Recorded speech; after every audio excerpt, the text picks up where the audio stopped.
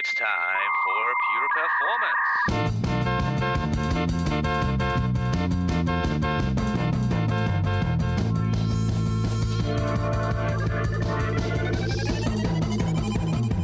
Get your stopwatches ready. It's time for Pure Performance with Andy Grabner and Brian Wilson.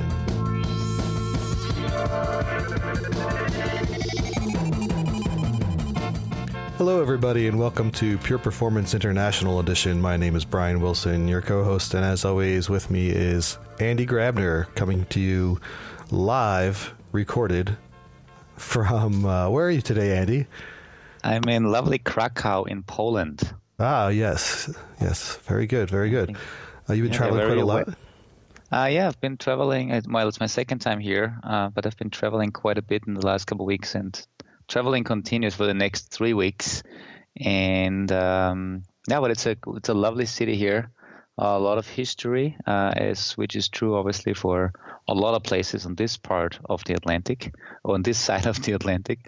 But yeah, happy to be on the show again. And Brian, today we have a special guest. Well, we always have special guests, as we say, right? Right, but we like to single out some of them to make the others feel worse, I think. Before you go, I did want to clarify the international edition that I said before. Yeah. It's really meaningless. We're almost always international, but I felt now that you're traveling and you're based in Europe and our guest is also in another European, although they might not like to consider themselves European, another European country, we have a very, very, very widespread representation today. Yeah, exactly. And with that, Chris, are you there with us? Yes, I'm here. Perfect. Hey, Chris, do you mind giving a quick introduction about you, who you are, and then I want to kind of come back and say why we have you on the show? So Chris Burrell. I'm currently in London. I work for a startup that we've been going for about 4 years, and we're in the fintech space. So peer-to-peer, which I believe started in the UK, then went over to the States, and then had a kind of rebound in the UK. So I joined them about 2.5 years ago, and kind of head up the tech here. Yeah, that's pretty cool. And you have, the two of us, we met a couple of weeks ago in Barcelona when you were actually giving a talk at Perform at our conference, and you explained, how your architecture looks like, that you move towards microservices, but you focused a lot on your build process and your CI/CD pipeline. And then one thing struck me. This is why I reached out to you after the show, after the presentation, said we need to get you on the podcast, because you said, we kind of got rid of testing or at least end-to-end testing in our pipeline, which allows us to actually build in a matter of minutes. And so that struck me, because we've been talking a lot about testing and how important testing is, and testing. And now you stand there on stage and basically say, well, we don't need this end-to-end testing anymore. We just deploy into production, I guess, and then figure out based on the feedback if it's good or not. Now, I know it's not that dramatic, or maybe it is. So I would like to pass it over to you and maybe explain a little bit how it got to that point, if you've always built, let's say, within minutes, or if it was different before, and then how you got to the point where you are right now and what the best practices are and lessons learned. Yeah, absolutely. So I wouldn't say we've got rid of testing, so that would be quite scary for all our customers. Like, what are you doing? Okay. We need to know our money is safe. So, but what we have done is rethink the kind of testing that we do. So in previous companies that I worked for, and also at the beginning of Landbay, you've got the standard thing where you deploy to a staging environment or a UAT environment. Then you kind of run your Selenium tests, and we had a Selenium grid running thousands of tests here. And then once that's ready, you get a bit of feedback. Maybe you decide to break the pipeline and start again because the tests have failed. Sometimes the tests aren't quite stable, so some people run them 2-3 times to see what's the best outcome. And eventually you'd go to production. And really that's kind of been driven from different waterfall strategies usually, and then it's kind of poured in, I think, to Agile. But if you look at a pipeline as a whole, I think we looked at it, and our testing was like 45 minutes, 50 minutes, an hour, even with some parallelization. And that's just too long for us.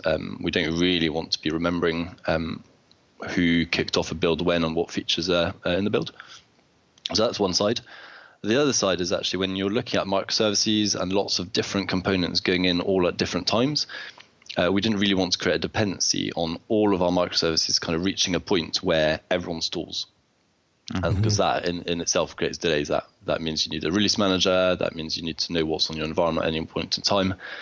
And so the faster your deployments are, then the faster, the less headache you have, really.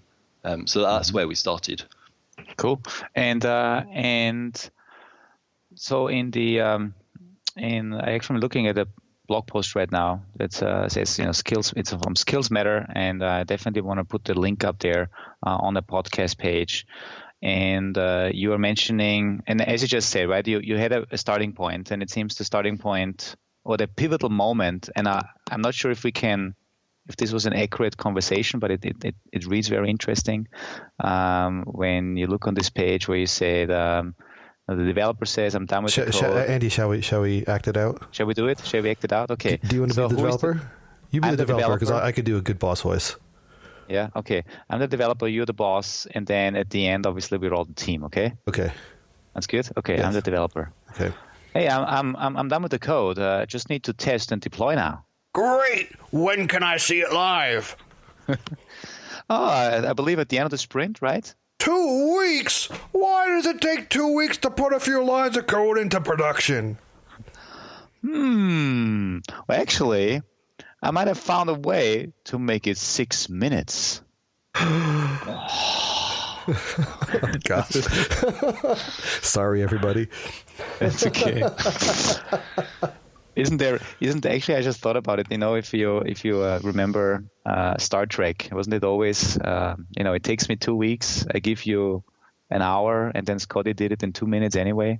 Yeah, it would be like another cool extension to this. And I just realized, for Chris's sake, I should have channeled my Baron Vilas, was the Silas von Greenback from Danger Mouse.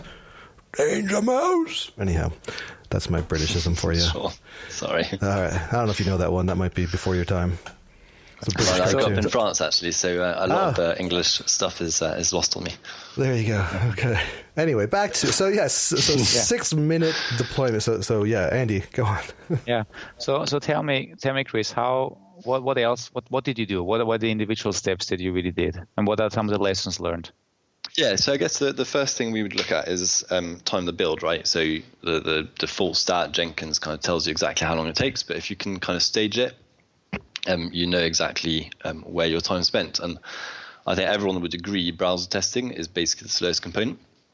So based on both headaches of stability, having to deploy all of the services, having to kind of get to the same time, we kind of thought, right, what can we do differently? And everyone knows that the faster the tests are, the better for the developer. And the earlier the tests, the less good it is for the customer, because it's less representative. So we actually took that approach by saying, okay, well, we're going to test contracts. And there's a whole host of patterns out there at the moment, like consumer-driven contracts, and which is kind of the acronym CDC. So we looked a little bit at that. That wasn't so mature when we first started. But essentially what we've done is we've broken down our services to contracts. And by contract, we mean a REST interface usually, or a message interface. And then we'll test black boxes, what those contracts should be. So I'm sending an HTTP request, and I expect an HTTP request out that we can mock, or I send a message, I expect an HTTP request. So we've built a little bit of framework with Cucumber and some of those common tools there. But really, those calls are much faster. So rather than having to stand up a browser and a Selenium grid, what we've got is we just spin up the Docker image and fire messages at it, and it's very, very, very fast. So our fastest service at the moment deploys in about 6 minutes, and our slowest one deploys in about 12, I think. And that's because it adds a whole host of other stuff to EC2, like an API gateway, and so with AWS. So really cutting out that bit and thinking, right, we've taken a lot of risk by cutting it out. How are we going to mitigate it? And ideally earlier, because it's faster. But you may also need to mitigate some stuff later, and so kind of monitoring tools and fast feedback loops are quite important for that. Mm-hmm. So these contracts are interesting because it reminds me a little bit of what Acacia Cruz has been telling us, what they do at Google, and also then kind of the concept that we have, which we call monitoring as code, where, coming back to what Acacia said, he said when they develop a new service, they also sit down, and then in a config file, they basically configure what type of service is it, right? Is it the front end? Is it a backend service? This decides then who is allowed to call it and who and what else can this service call. But then also they list the key APIs and endpoints, and then based on that, on the fly, generate the test scripts, which are then automatically getting executed as part of the pipeline. It seems you're doing the same thing. Yeah, so we're doing something very, very similar. So we're using Swagger to generate our contracts. So we write our contracts in YAML and generate a JavaScript client, say, or a TypeScript client for our Angular apps or Java clients. And that means if we're versioning that, we can actually test backwards compatibility against those at build time. We don't even need tests, right? You can check that if you're adding a parameter, that's okay. If you're removing a parameter and there's any clients using that contract, then you can check that fails at build time. So that's one way of testing it. And obviously compile time is the best thing for the developer because he doesn't need to wait at all. And then the second thing we're doing is basically agreeing at design time, the developer picks up story, and with the rest of the team, kind of working out what's an appropriate API, what's an appropriate interface for this, and by that we've kind of got models for our events, and we've got the Swagger, so the API, and so then you can just test it. You can just say if I'm expecting a REST call with X parameter with this kind of value here, and if the database is set up over in this way that we're mocking out, then this is response. And so this is it. Yeah, it's very quick. It's much faster than having to put, say, 4 microservices live and set up a whole load of test data and ensure you've got some login accounts for your users, and then making sure the tests don't interact with each other, which is a big problem for us. And then you have to actually navigate 5-6 different pages in your site before you reach your use case. Then you click your button, and then you've got your result. Here we kind of skip the entire thing. Mm-hmm. And so for our front end, as you mentioned, we've got some front end services, and there what we're trying to do is mock out all of the REST calls it makes, and then we might drive some of those use cases with something like Selenium. But again, that's very fast because it's a mocked data layer there. Mm-hmm. So you basically really eliminate the whole challenge of building a complete system and having sure that all of it is connected and there and available. So you really just look at each individual part of your architecture, front end and individual microservices, and you test them in isolation based on all the contracts. And if I understand this correctly, Chris, and correct me if I'm wrong, but what I understood, if I have, let's say, I have a new build, I made a change to an API. You generate the new client. So with that new client, you can test the new version, but you then also use I would assume, the client that has been generated in the previous build. So you always test if the previous version of the client, which was generated for the previous version of the API, is also still working, or how would do I assume this correctly? There's a couple of things there. So the stuff we're actually working on right now. So testing that clients are backwards compatible. So if you've got your contract and let's take the server case first. You've got your contract the server's abiding by, and you want to enhance the server. A server might have multiple clients, right? So the server wants to check that what it's pushing is backwards compatible with itself, and then it can make sure that all the clients are okay with that. From a client perspective, when you push live, we try and check on Jenkins when it builds that we've defined the client only to know what it cares about. So that's key. So that if the server changes, like adding parameters, the clients don't really need to know about that until they use the data. And so we will check the client's contract against the server deployed contract, not against any code base. So we can just when the servers deploy, you can track what the latest API is, and then when the clients deploy, you just get the latest and use it. So there's some tools that we're using called Swagger Diff, which is kind of I think it's a Ruby plugin, and you just give it 2 Swaggers and it tells you where they're compatible. So some of that work we've done, some of that we're actually doing this sprint and next sprint. Mm-hmm. Oh, that's pretty cool. I've I guess I started my work in computers in 2001, starting with some functional QA, quickly going into performance. And, I've got to admit what you're describing makes, I don't do that stuff anymore right now because I work for the lovely company Dynatrace and got to get away from all that. But it makes me very nervous hearing what you're saying with the past that I have. And now I got to ask, obviously you're here talking about this.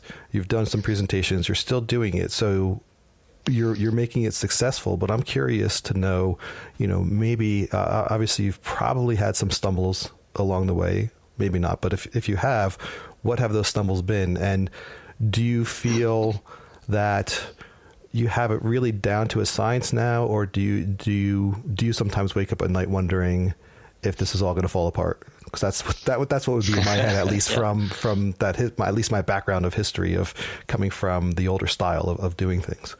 Yeah, so let me actually add a bit of context around my career. So when I first arrived in London, I worked for a company called Detica for 7-8 years. And the first role I did was a functional tester and automating Selenium tests, and actually then doing performance tests with Load Runner and things like that. So I've kind of got a what do QA people think about, and what do they care about, and what do we want to test? I think the question isn't so much are we doing the testing or not, it's where are we doing the testing. And so you could argue that if you've got a separate dev team and then a separate QA team, what you've just done there is introduced a whole pile of risk, because the developers know intricately how the thing is supposed to work because they built it. But the QA actually person looks at the business side, right? So they go back to the business requirement and check that the software developed abides by the business rules, requirements that you've kicked off. What we've tried to do actually in our team is to make our engineers responsible for both. So in our recruiting, our first question is, what do you know about Landbay? What do we do? Because if they don't know, we just won't progress to the technical side. So I think one thing around that risk is actually eliminating some of the process and the people issues. All of our people care about why are we developing this thing, as opposed to say one of those old school waterfall models where you write a 150-page functional spec and then you hand it over, and then it's good luck to whoever picks it up. But yeah, in terms of the risk, there have been some instances where bugs have gone live. I think that's pretty much in line with my previous experience. Depending on the level of quality that the company you work for wants, there's kind of varying degrees of testing and stuff. But I think I would argue that relying on end-to-end testing by then not doing other stuff doesn't necessarily make the quality better. So a lot of programs that I've worked on previously, so I worked on some big telcos and on HMRC, people run out of funds, and the first thing to get cut is the testing. People want to go live. So actually, if you're doing the testing as you go, and everything is kind of feature driven, and a feature for us might be 3 days and then it's live. So you've actually tested the whole thing, and you can spend that time without actually compromising the program as a whole. So I think it's a different paradigm shift, but I'm not sure we're introducing more risk. And I think we do use Dynatrace at the very end to we run our web checks to make sure the site's up. And there's some key functions that we test, and then if users are experiencing issues, then we get them. But ultimately, I think the question is, what is the impact to the user, and are you happy with that? Because if a picture is like 2 pixels to one side, you're not going to be able to justify to anyone, we should spend £500-600 on getting some testing that just tests those pixels. And so it's always it's always going to be a compromise of money you spend versus the quality you want. Right. And I think we found the money spent earlier in the process actually gives us higher quality. And I think some of the difference in what you're doing is, we've heard about a lot of people not, doing, and we do it ourselves, doing a lot of testing early, right? Not always doing end-to-end testing, but I think a lot of people so far have been doing more of a hybrid approach where they're not testing everything end-to-end, but every once in a while there's some sort of end-to-end test. It kind of sounds like you guys have just eliminated it altogether and of saying we've really solidified what we're doing on this other side, that we just really don't need that end-to-end. And I think that's like a big leap that you've taken that others just haven't had. I don't even know if it's the confidence, the setup, or what it might be, to just get rid of that end-to-end test. And it's probably not for everybody, I'm sure. I think one thing is the culture in the tech community that's kind of evolved. So we used to have waterfall projects. Now everyone's kind of thinking, right, Agile's the next thing, and we need to move to Agile.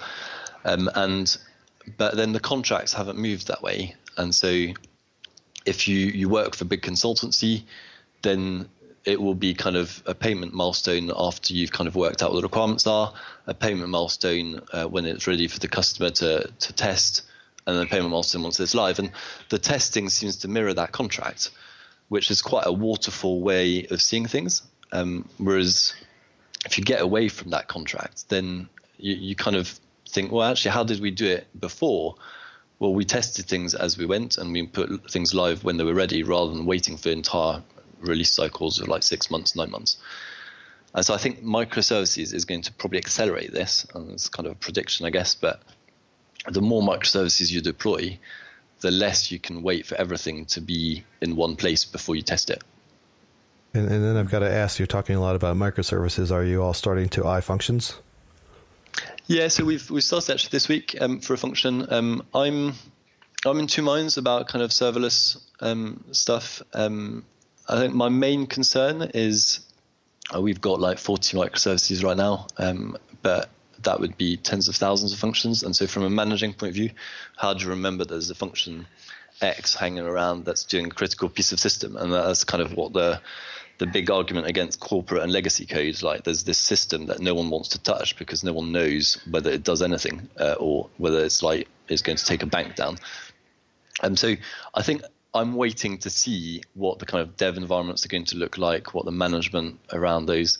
There's been a few interesting blogs on the Register website around security, and a lot of the serverless stuff is like you deploy it, don't forget about it. But if there's a security flaw in there, then you really do need to kind of mop it up and remove it at some point.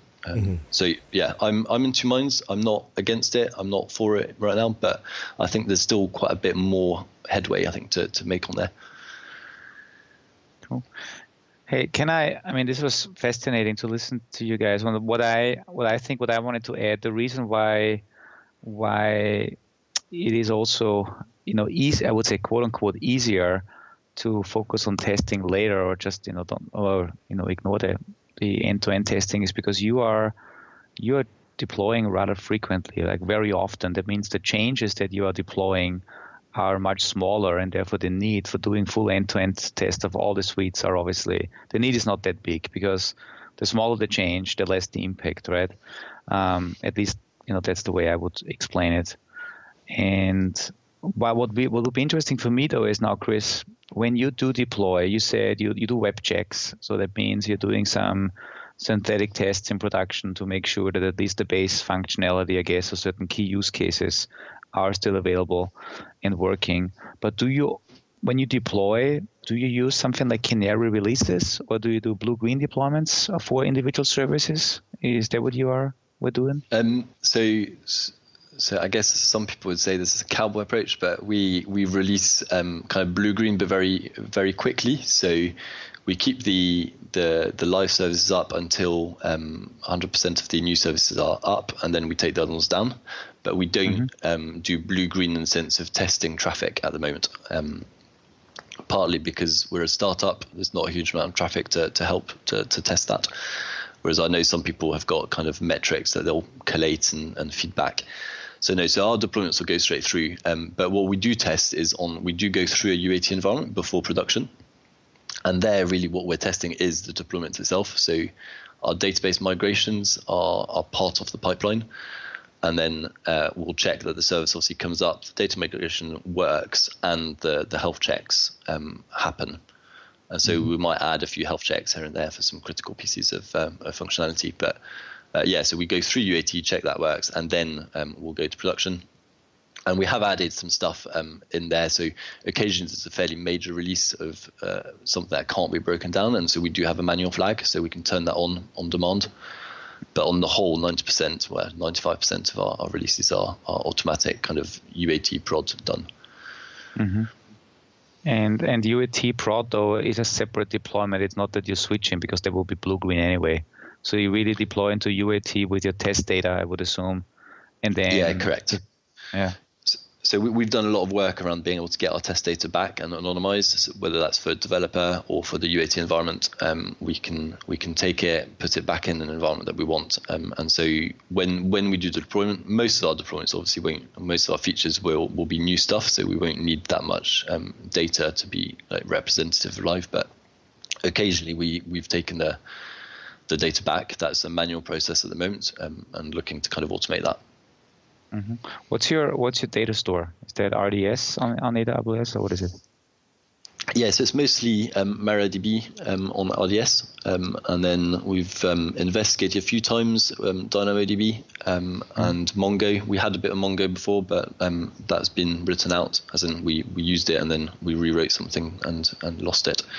And DynamoDB, we almost went for it and then actually saw the complexity around the DevOps and the controls, access controls, weren't quite granular enough for us. So that's a future thing. We've got a few other data stores like Elasticsearch or S3. It's kind of debatable whether the data stores or not, but Elasticsearch, I would say, probably definitely is. Mm-hmm. And when you test the updates, you said you have your database updates. What do you do in case a database update fails? How does that work? Yeah, so if they fail, then they're most likely to fail in UAT. Our database updates are always going to be backwards compatible, and that's something we enforce both at the kind of design phase and the code review before someone pushes the merge button.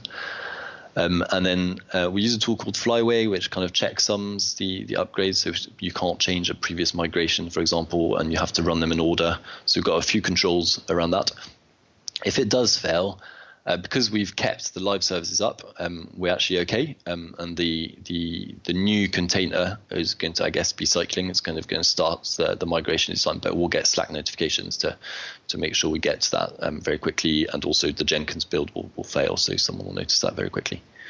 But the service as such isn't down because of the blue-green deployment side of things. Mm-hmm. That's pretty cool. So that means you said your fastest service, it takes 6 minutes. So that means 6 minutes from I run the build, which means it builds it deploys it in UAT, it does the web checks, and it then takes it and does a blue-green deployment in production. That's 6 minutes?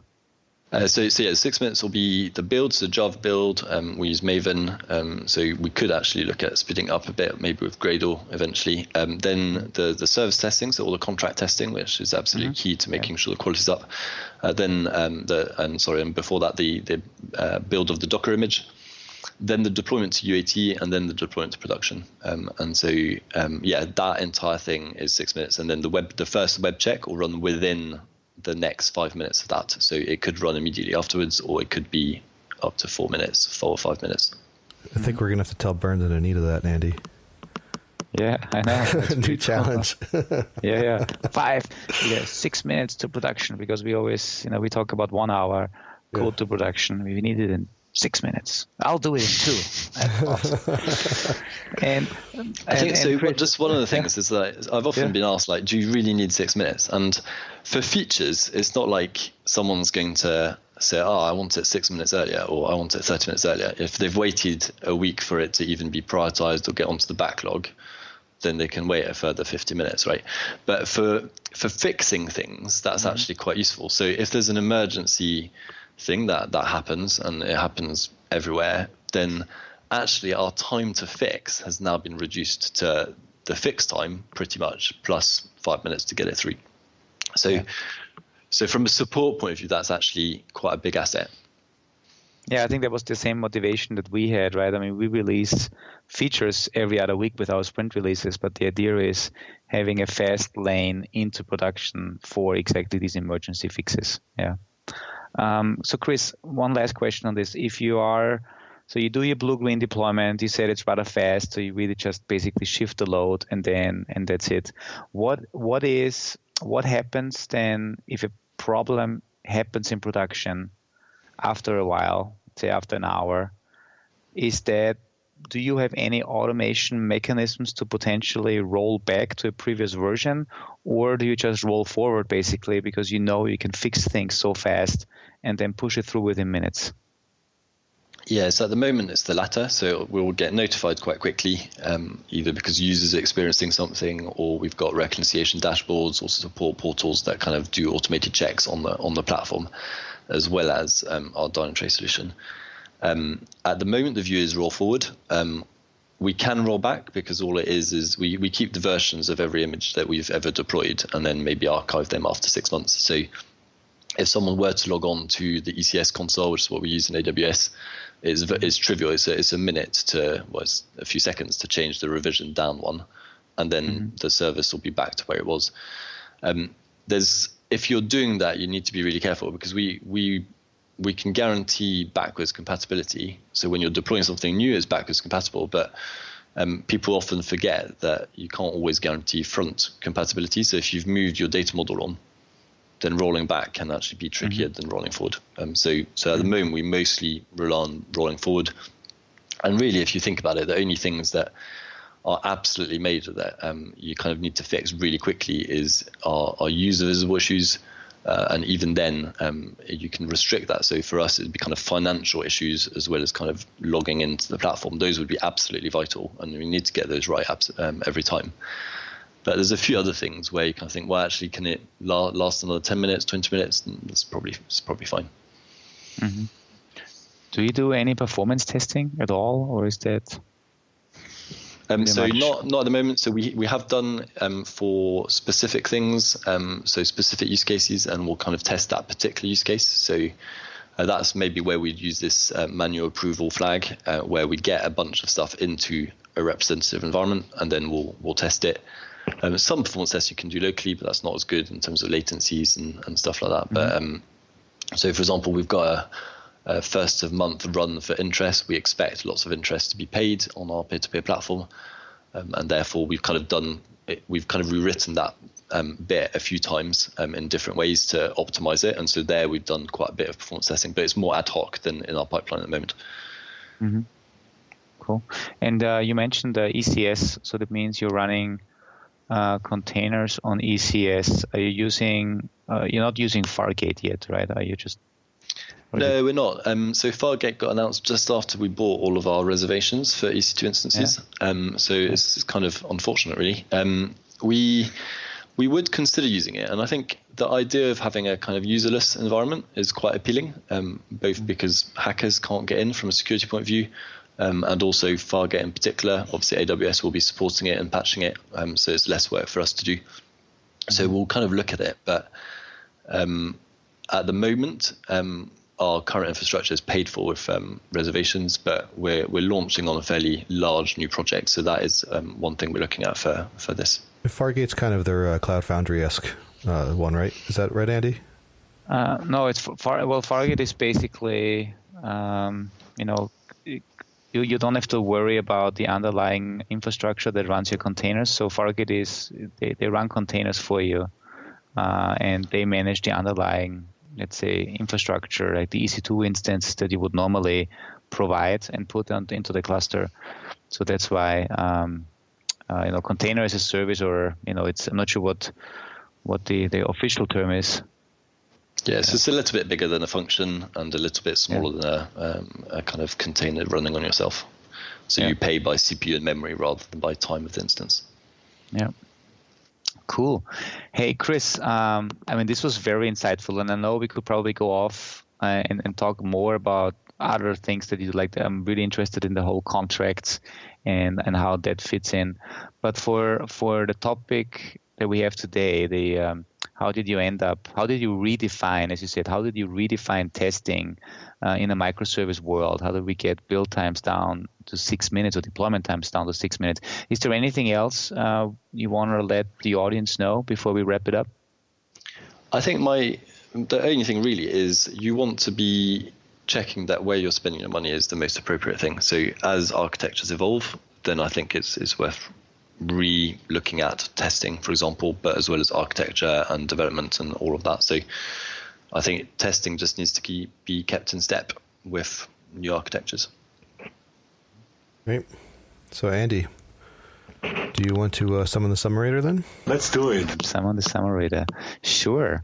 So, I learned a lot today, and I really what you just said, Chris. You have to reevaluate your testing strategy as you mature your architecture, as your products mature. I really like the fact that what I learned, at least today, is if you are, like in your case, a startup, if you start with a new architecture with microservices, then make sure these microservices can independently be deployed, giving everybody the flexibility that they want, ensuring though that every service is bound to their contracts, automatic contract validation, that nothing breaks on a contractual basis. I really like the fact that based on the contracts, you also generate your tests. So you validate with basic tests in your build pipeline that the service works as expected. You mentioned you're using Swagger UI and also Swagger Diff. That's great to actually figure out if what has changed between versions, and then do the dependency check. I also like the fact that you said, well, let's get it out as fast as possible and learn from the production environment. And in case something goes wrong, we roll forward because we can react to a problem within minutes, and we don't have a process where it takes us hours, days, or even weeks to react on a problem. This is why we do no longer need to think about necessarily rolling back, but it's always rolling forward. And one of the first things that you actually said, to reiterate that, is when you were looking at your initial pipeline, you saw the biggest time was actually spent obviously in browser testing, and this is the first thing you optimized away. So I think a lot of great lessons learned, and definitely want to make sure that we put the links up to your presentations that you had, and we would definitely love to have you back for more talks, because I think there's a lot of interesting aspects and a lot of interesting things that you guys are doing that a lot of people would like to do, but maybe cannot do for whatever reason, maybe because they are still constrained by old processes or old thinking. But listening to people like you shows us that new architectures also allow new processes and a new way of doing things in a different way as we used to do them in the past. For instance, testing. So that was great. Well, thank you, Andy. My little thoughts on here will be just, again, coming from the more novice side of things, just pointing out how Chris mentioned that, he came originally in from functional testing and is doing this. So there's always a chance to level up and really start making strides and changes. Kind of makes me a little bit glad that I'm not on that side anymore, because I get to dabble in these things at my own leisure. But it can definitely be challenging. But I think especially in this idea of changing the testing approach, changing the testing methodology, not doing it end to end, makes me think of let's say a compass on a ship, right? Whereas way back before compasses, people would rely on, okay, what's the position of the sun? If you were sailing at night, you had no idea where you were going. You kind of would look at the stars, but then they started making compasses and sextants, and you have now new technology to help you do things more efficiently. And you would have to actually trust that that compass is pointing you in the right direction. And guess what? It worked. So I think in a lot of these things where you're coming from, if you're a newer person coming into this and you don't have that whole history of how we used to do the functional testing, how we used to write the requirements and go through the checklists, or even doing the performance and load testing in the way that we used to have to do, you don't have that baggage of thought on with you, or maybe you can even call it technical testing debt. I don't know. I didn't come up with a term for that. But for anybody who's been in it for a while, I think there is a point where you have to start letting go and trusting the new methodologies, becoming part of them, but start trusting the new tools. There's always new tools. There's always that uncomfortable feeling with the new tool. But as what Chris is doing with some of these things, we're proving out that they're working.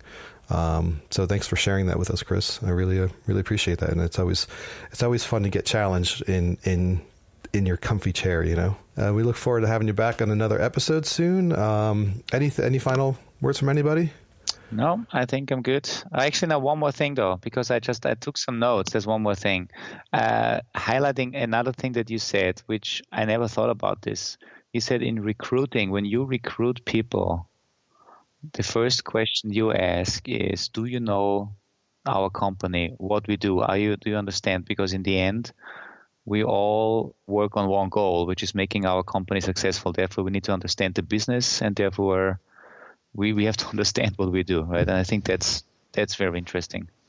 I never heard that before. Right. So if anyone's looking to hire, make sure you at least look them up on Wikipedia or something. Do you know what we do? Have you actually had people come in and say, no, not really? No, absolutely. So our process is phone screen, first interview, second interview, and then job. And sometimes we do the face-to-face interviews on the same day. Uh-huh. But on the phone screen, it's amazing how many people you say, okay, so you're applying to a peer-to-peer company. What's peer-to-peer? And they're like, well, I don't know. It happens a lot. And wow. I was reading something on share options in the States, and they work quite well over there. People don't really understand them here, apparently, according to some articles I read recently. And actually, I think that's the idea, is that they're not as connected to the business as perhaps in other places. Well, some interviewing 101 people know what the company does that you're going to interview for. Absolutely. Kids these days, I swear. Anyway, if anybody has any questions or comments, please feel free to tweet them at us at pure_DT. You can also email us at pureperformance@dynatrace.com. Check us out on Spreaker. Chris, do you have a Twitter? Do you tweet? I don't tweet much, but I do have an account, so it's Chris Burrell 7. Okay. That's me. Maybe if he gets more followers, he'll have to start tweeting more. And you could tweet pictures of puppies or cats. People always love those. So, all right. Everybody, thank you all, and we'll talk to you soon. Thanks a lot. Brilliant. Thanks.